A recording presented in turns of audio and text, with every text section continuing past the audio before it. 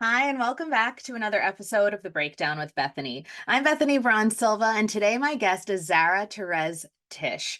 Zara is the founder of the brand Terez, which is an activewear and lifestyle brand. I'm wearing the top right now, and it really is such a fantastic brand because it doesn't, just make you look good, it makes you feel good. The brand uses bright, bold colors, fun prints. They have amazing mommy and me styles, and I've been a fan of the brand for years. So I was so excited to be able to chat with Zara about her entrepreneurship journey.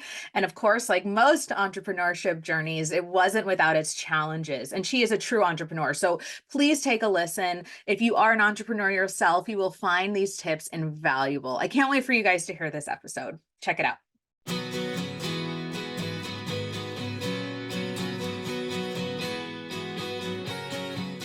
I'm loving this background. Oh my God, is this your Oh, closet? oh, this is my closet. Yes, this is my closet. Fantastic. And when I move, does your Zoom do this? Because my Zoom, No. oh yeah. Sometimes when it tells you to update it. So Yeah. last time I updated it, this happened. So now this is my closet. So, you got to work from wherever you can work from. And that's really it. But this is like a really good closet. And I'm like, the Uh, color works for like a great backdrop. really thanks. Well, when you live your life and love color, you tend to have color in your closet. I know. Well, this is also like a great segue to like my first question, which is like, Well, how are you? I'm so good. I'm so good. I'm so excited to be talking to you. I mean, obviously Thank I'm you. like very familiar with the brand. We've covered it in the past. I Yes. wear I wear it. I mean, you're a New Yorker. I'm like so Where like are you now? so I'm actually out on Long Island, but we still have the apartment in the city. So Where on I Long Island? Belmore? I grew up in Atlantic Beach. So you're Okay, yeah. you're mid shore. So I'm South Shore. I know exactly where you are. That's awesome. Yeah, so we're Yeah. getting used to like Long Island life and it's been a really interesting transition, but we're liking it. Okay. Amazing. I mean, Belmore's pretty great, Mm, actually. I mean, you're by the water. It's great. But we wanted to be close to the water, so that was definitely important to us. We're loving the schools, the kids are adjusting. Like my sixth grader has so much freedom. He's able to go biking by himself. So we're like, I mean, Isn't we that still, something? yeah, we're It's a whole different ball game. yeah, I love it. But I do want to jump in Yes. because Sorry. I like to say hello. Yeah. no, you're right. And actually, like, I need to like definitely do that more, like take a little bit more, you know, time to like connect instead of just like rushing into things. So I, I'm I'm good. Yeah. I'm happy to, however you want to do it. no, But but thank I you. appreciate that. I appreciate that like moment of pause and reflection. But I like we're here really to talk about you and the brand. And I love this brand and it is so Thank you. colorful. And I want to know, take us like from the start, the inception, the inspiration, take us through it all. All right. How much time do you have? We have about 30 minutes. No, I just well, it's not going to take 30 minutes because it's been 15 years. Right. But so I started Terez, which originally was called Zara Terez, 15 years ago out of my parents' basement. I grew up in Atlantic Beach, Long Island, which is a little surfer town. Like there's 3 blocks between the ocean and the bay. And so it really was this full, amazing community. And Terez actually is my middle name. It's my 2 grandmothers, Teresa and Eleanor Zimmerman. So TER for Teresa, EZ for Eleanor Zimmerman. And I launched or I guess I officially launched in July 2008, which was a perfect time to start your own career because that's when the recession hit. I was living home after college. All of my friends moved to New York City after college. I couldn't afford to, and I was fortunate enough to be able to live with my parents. I worked for a company called Marquis Jet, which was a private jet company in their marketing department.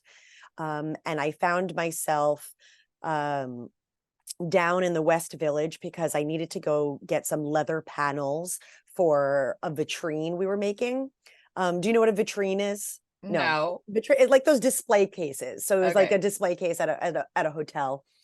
And as I'm there waiting, there was this little sign and it said, um, customize your own leather handbag. And I'm thinking to myself, I'm like, like, what does that mean? You know, I never thought I was going to be in design. I wanted to be um, a Broadway star. Like I wanted to be in acting, and I had a very traumatic loss in my life before college, which I can come back to, which led me down a different path and a different road just to try and live and love life.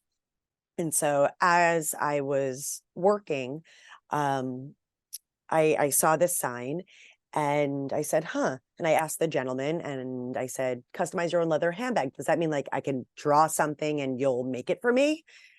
He was Middle Eastern. He had a thick accent, and I was 22 years old, a young girl in his eyes. Didn't care, and he looking at me like, you little child, like, yeah, read the sign. That's what it says. And so I think about it, and I said, could you make 100 of them? And he like said, I'm sorry, what? You know, and so he gets his brother from the back. He brings his like, here's this crazy girl that we could probably make some money from. And he's like, yeah, sure, whatever you want. And I think about it and I go, can you make 1,000 of them? And at this point, they're like, anything you want, anything you want. And so I go home that day, and I'm thinking about it, and I'm working for this marketing arm of a private aviation company that was doing branding for all of their celebrity clients. So there was like the Jonas Brothers, Muhammad Ali, and it was about branding, which I'd really never learned before. And I said, you know, I could do that. I could create something, and I want to create something. I had just started to make my own income. I had learned that Louis Vuitton bags weren't made of leather. That made me very angry. My father was, do you know what a garmento is? I mean, I can guess. I can sort of guess from the name, but Yeah, so really a person of the garment center in the 70s and 80s. And when things started to go offshore, he ended up closing and lost his business. And so you know, in my head, I always wanted to, bring back the garment center. So I went back home and I said to my parents, and I said, you know, what if I just create my own brand? I can make leather bags and I can make them here in New York. And Dad, I could try and bring back the garment center for you and all of these different things. And my father said, absolutely not. You're not getting into this business. Like, you're not getting into business. And my mom goes, you're 22 now is the time. Like, let's do it.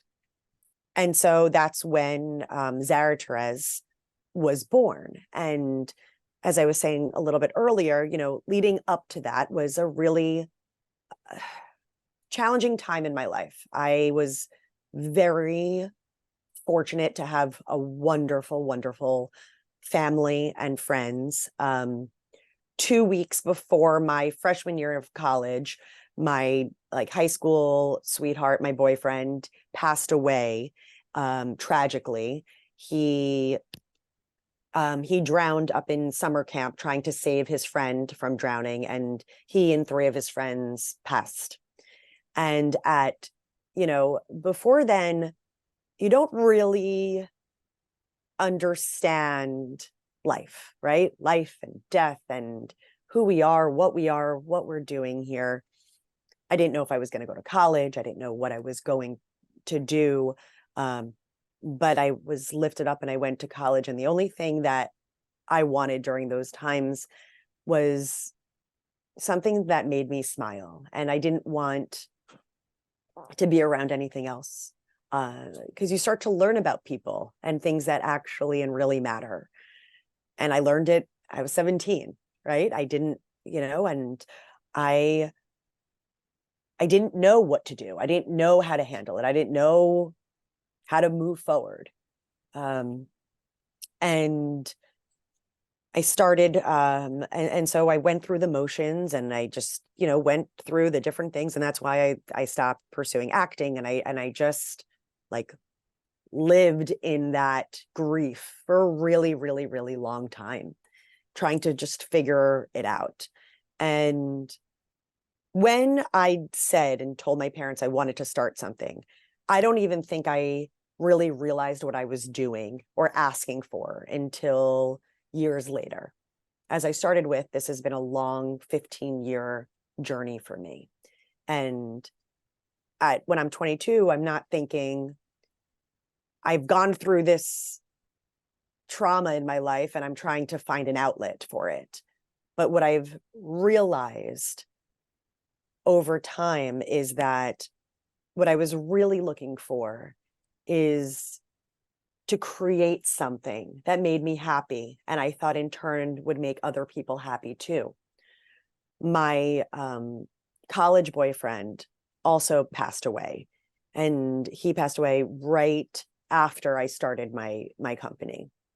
And what I had realized, and through these experiences, is that we all go through it. We all go through, I like to say, hills and valleys, you know, and no one's valley is worse than someone else's. It's all relative because you might not have experienced it and it's still hard, but it's the connection and it's being able to be there with one another and taking and putting one foot in front of the other is what brings us forward. And that truly is what Terez is about, is connecting us all. And so what I like to say, and it's taken me, years to really formulate the message and the idea, which had been there the whole time, but you don't know, right? That's the whole thing, is that we're about celebration. And yes, we make clothes. I get it. We make clothes, but it's more than that. We are about celebrating the good parts of life, the small and the big, and never forgetting that. And so in July, in 2008, I left my job. I started Zara Terez LLC out of my parents' basement in Atlantic Beach, New York, and I hit the ground running. And then there was a recession, so that was awesome. And I made these handbags.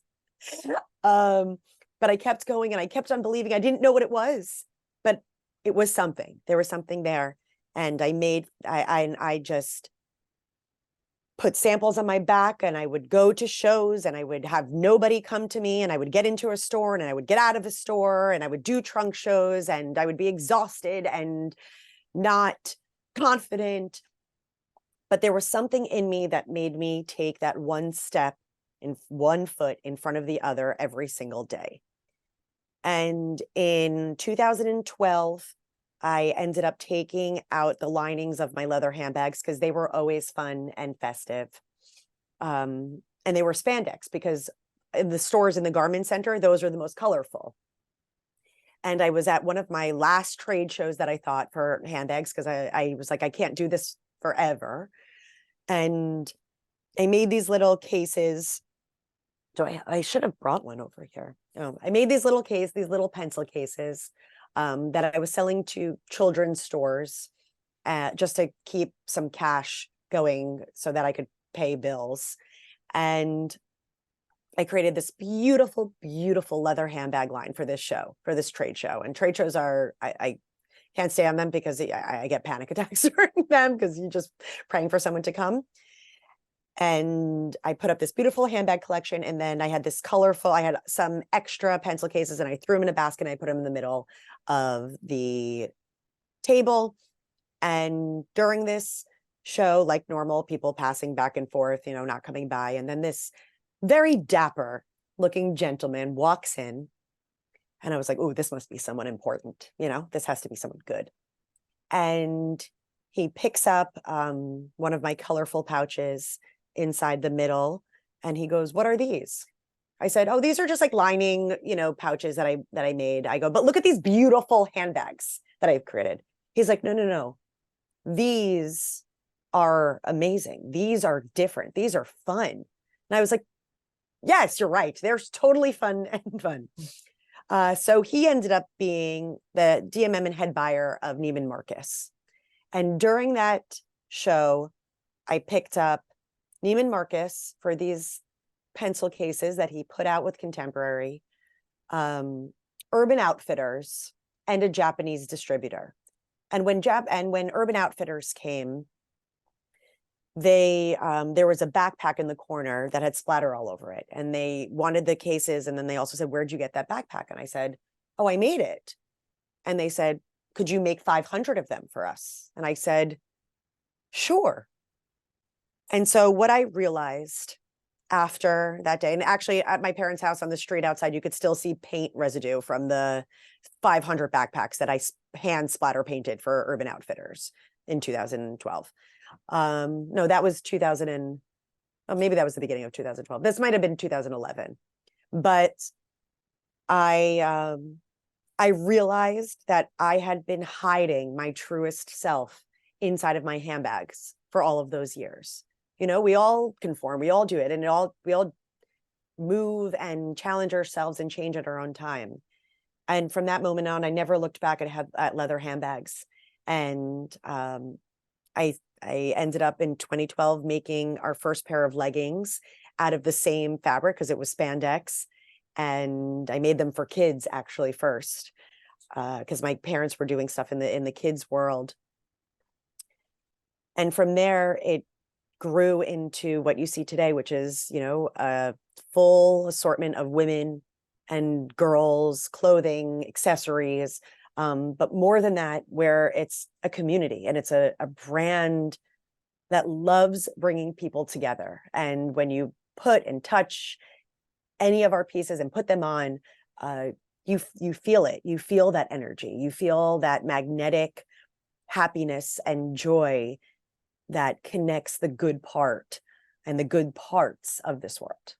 Yeah, I mean, you said a little before, like, we make clothes, we just make clothes, but clothes are really your medium to bring your message out. Mm-hmm. And so I absolutely love that. I don't think it really matters what the medium No, is, it doesn't. right? I always say we could be making anything. Right. At Terez, we actually could produce anything. It doesn't matter. It just represents what we are trying to do. And when we opened up our first store a year ago on the Upper East Side, that came to life for the first time ever.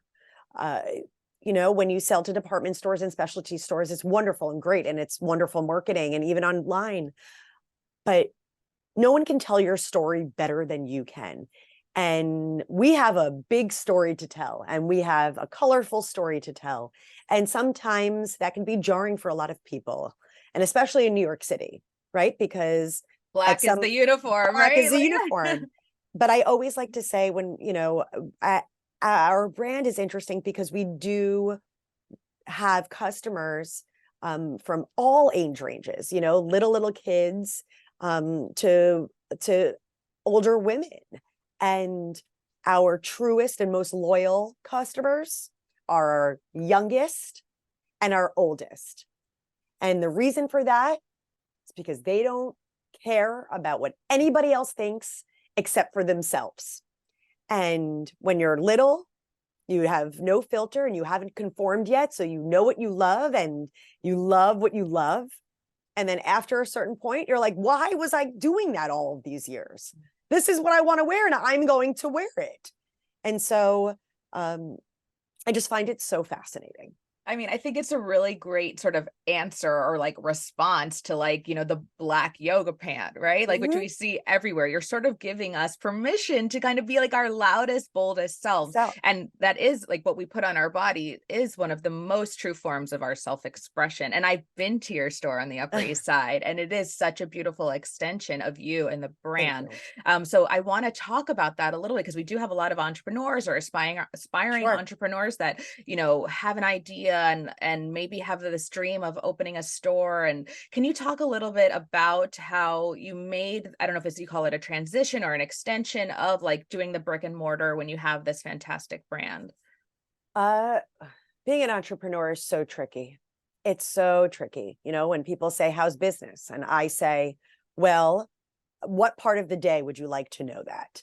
So when I wake up in the morning, if it depends on what our sales look like on Shopify. Did we get an order in? What are my emails? And then, so maybe something is wonderful. And then by noon, there's a terrible fire and catastrophe that I have to put out. And then we get an order in at 3 o'clock and everything's great again. And then at 5 o'clock, I was like, oh no, we have to close tomorrow. Like it's literally, and we're in retail, which makes it even worse.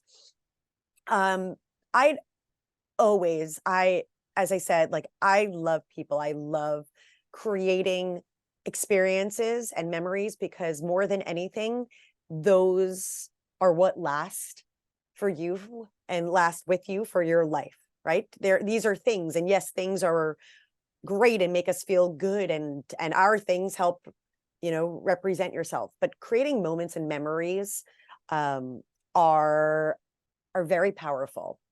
And I always thought that opening up a store, we would be able to do that. Opening up a store, a brick and mortar, area is very, very challenging, very expensive, very time consuming. And I'm not an expert in it. I'm not. I didn't go to school for this. I didn't know what I was doing. And in 2018, I did a pop-up in Soho. And it was beautiful. You can look at it, for pictures of it online. It was a catastrophe as far as the amount, we did not do enough business that we needed to do because I didn't know any better. And we spent way, way too much money. And a lot of that, it could have put us out of business. And it came from a place of just pent up energy being like, I want to do this. I want to do this. And so I did it. And I thought I would never in a million years ever I was like, I will never do retail again. Something as simple as making sure that you're there to turn the lights on and off, and it's not just something about, there's the saying that's people, from the movie saying, if you build it, they will come. That is not true. That is not a true statement. It's a beautiful statement, but it is not a true statement. You have to build it, and then you need to create a moment and invite them to come. And then you have to create another moment and invite them to come again and again and again and again. Even the biggest brands that are out there are constantly creating reasons for you to keep on coming. And so what I didn't realize during my pop-up was just that. I focus on so much just building it, thinking that, oh, if I build it, everyone is then going to just come. And that is not true. And I was like, how long over the past couple of years, so past that, there was a company called Leap Retail that had come out, and they are basically a platform that helps brands open and scale retail. And I was never interested because I had such a challenging experience and internal turmoil with myself. But they were wonderful, and they kept on coming out after me and talking to me and saying that they would support me. And I wouldn't have been able to, as an entrepreneur, as a business, open up this channel for our brand without them. And so what they do is they help partner with the lease, with the brand, with the operations, and have a true partner who has expertise in an area that you may not have any idea of what you're getting into. So my advice would be to try and get as much information as possible, or partner with somebody that knows what you're trying to do rather than trying to just figure it all out yourself. Because I've done that many, many, many, many times. And sometimes it works and sometimes it doesn't. But you don't need to always reinvent the wheel. You could just Terezify it, is what I like to say. That's actually a beautiful, beautiful statement. And we have about a couple minutes left, but I did want to talk because for me, I'm familiar with the brand. I can recognize that the like that Terez pink or the purple. The prints, like, it's very recognizable. You just did a major collab with MLB. I did, which is, so to me, I would think these are like different. I look, I'm not a designer, but this is like a whole different color palette. This is a whole different thing. So I also, again, I want you to take us through what it is like collabing with someone who might be, it might be like a different sort of aesthetic. And again, correct me if I'm wrong, No, but what is that like, and how can that also benefit other entrepreneurs or brands? thank you for asking that. Actually, that was a wonderful question. I, from the very beginning, have always done partnerships and always done quote unquote collaborations. I didn't know I was doing that, but I always loved working with other people and creating it. It used to be a very unique thing, and now everybody's doing it because it actually is pretty great to do that if you do it the right way. The collaboration with Major League Baseball happened to be really wildly fascinating, and it was all because of my store. So one thing leads to another, leads to another. So a year ago, actually, I was in the store. We had just opened and I was trying to help. I was helping a woman and she loved everything that we were doing. And when she was checking out, she said to me, she said, have you ever thought of working with Major League Baseball? And I said, no, ma'am, I have not thought of working with Major League Baseball. And I am a sports fan. My dad's the biggest Yankees fan. We're a Knicks fan, Giants fans. And she said, well, did you ever is that something you would like to do? And I said, yeah, people can dream big.